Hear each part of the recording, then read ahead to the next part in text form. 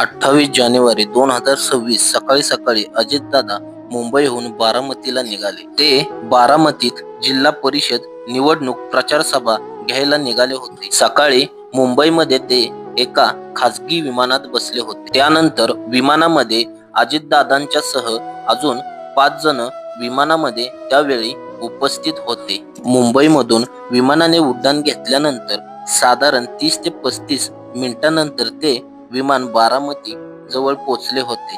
साधारण सकाळी 8:30च्या सुमारामध्ये. तेव्हा बारामतीच्या आकाशात काहीस धोक्याचं वातावरण होते. त्यामुळे विमानतळावर उतरण्यापूर्वी त्या विमानाने आकाशामध्ये गोल फेरी मारली. पहिल्या प्रयत्नात न उतरू शकल्यामुळे पुन्हा धावपट्टीकडे वळताना दिसले. तेव्हा ही घटना घडली. सकाळी 8:46 हे विमान खाली आले आणि मग त्या विमानाचा जोरदार स्फोट झाला, असं काही बघणाऱ्या लोकांनी बी सांगितलं.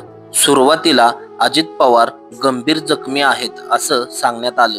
त्यानंतर असं समोर आलं की या भल्या मोठ्या भीषण अपघातात अजितदादा पवार यांचं निधन झालं.